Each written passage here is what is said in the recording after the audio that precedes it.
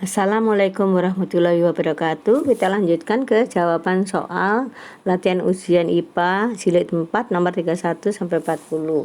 Di jawaban 31 adalah jawaban B. Sumber daya alam yang dapat diperbarui adalah sumber daya alam yang dapat digunakan terus-menerus dan ketersediaannya dapat diusahakan kembali.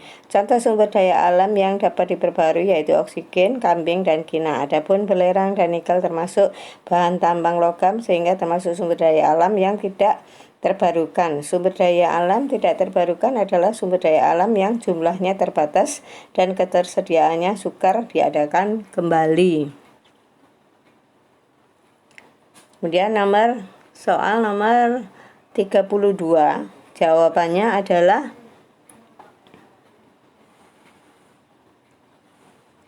jawaban adalah C.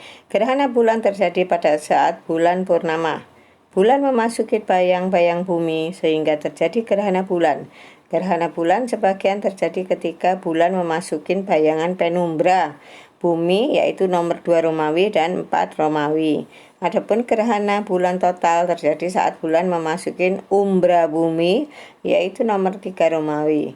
Bulan terlihat purnama pada nomor 1 dan 5.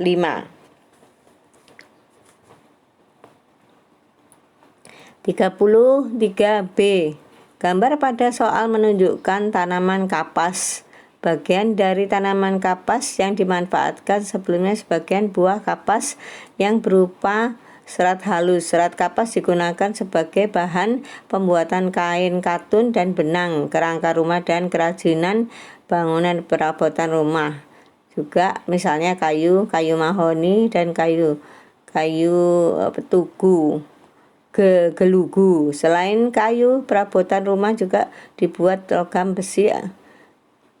Bahan bakar lainnya kayu, minyak bumi, dan batu bara. Contohnya sumber daya alam yang digunakan untuk obat yaitu mengkudu, kina. Kemudian jawaban nomor 34, jawabannya adalah D. Siklus air dimulai dengan proses penguapan air yang berada di permukaan bumi yang disebut evaporasi, angka 1 Romawi. Uap air akan mengumpul dan membentuk awan. Selanjutnya, uap air tersebut akan mengalami pengembunan menjadi titik-titik yang disebut kondensasi, angka 2 Romawi. Jika awan telah jenuh dengan titik-titik air, maka titik-titik air tersebut akan jatuh ke permukaan sebagai hujan. Peristiwa jatuhnya titik-titik air sebagai hujan dikenal dengan peristiwa presipitasi atau angka 3. Adapun transpirasi merupakan proses penguapan yang berasal dari tumbuhan. Jawaban nomor 35 adalah A. Resolusi bumi berdampak pada perubahan musim. Pada tanggal 21 Juni, belahan bumi utara mengalami musim panas karena lebih condong ke arah matahari, sedangkan belahan bumi selatan mengalami musim dingin. Pada tanggal 22 Desember, belahan bumi selatan mengalami musim panas karena lebih condong ke arah matahari, sedangkan belahan bumi utara mengalami musim dingin. Jadi jawaban yang benar adalah pilihan A. B. Uraian. 39. Peristiwa pada gambar menunjukkan terjadinya tanah longsor X dan banjir Y. Salah satu usaha untuk mencegah terjadinya tanah longsor adalah tidak menebang pohon sekitar sungai. Hal ini karena akar tumbuhan berfungsi untuk menyerap air dan menahan air sungai. Apabila pohon sekitar sungai ditebang, tanah menjadi kurang kuat dalam menahan air. Air sungai sehingga memicu terjadinya tanah longsor. Adapun banjir yang terjadi di sungai dapat diakibatkan dari kebiasaan masyarakat yang membuang sampah di sungai. Upaya untuk mencegah bencana banjir tersebut adalah membersihkan tumpukan sampah yang dapat mengakibatkan pengandangkalan sungai. Akibatnya aliran sungai terhambat dan apabila hujan turun airnya di sungai dapat meluap. 37. Tanaman mangga dapat dikembangbiakkan dengan cara mencangkokkan batangnya. Teknik perbanyakan tanaman dengan cara menyangkok merupakan perkembangbiakan vegetatif buatan.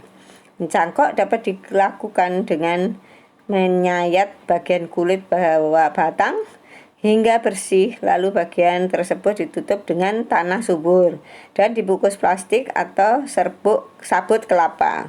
Keuntungan mencakok diantaranya tanaman baru akan cepat besar, cepat berbuah, dan mempunyai sifat sama seperti tanaman induknya. 38. Gambar pada soal menunjukkan proses penyulingan minyak kayu putih. Kandungan minyak kayu putih cair terdapat di dalam tanaman kayu putih, terutama di dalam daun. Ketika campuran daun, minyak kayu putih ditambah air, dipanaskan, maka akan menguap. Perubahan wujud yang terjadi adalah zat cair menjadi zat gas. Kemudian uap didinginkan dan di dalam air sehingga akan berubah menjadi cair. Perubahan wujud ini terjadi disebut mengembun. 39. Pak Damar dapat membuat kebun dengan tembok dan atapnya yang dibuat dari kaca. Hal ini dimaksudkan agar kebun di ruangan tertutup dan mendapat cahaya matahari yang cukup dan aman dari gangguan binatang liar. Pembuatan kebun Pak Damar ini menerapkan sifat cahaya dapat menembus benda bening seperti kaca. Cahaya matahari masuk ke dalam kebun dengan menembus kaca, benda atau bening dan menyinari seluruh ruangan. Kemudian 40. Bagian yang ditunjuk oleh huruf X yaitu trakea. Di permukaan trakea terdapat rambut-rambut getar yang berperan dalam proses penyaringan dan pengeluaran kotoran yang ikut masuk bersama udara pernafasan. Adapun bagian yang ditunjuk Y adalah alveolus. Di alveolus terjadi proses pertukaran gas oksigen dengan gas karbon dioksida.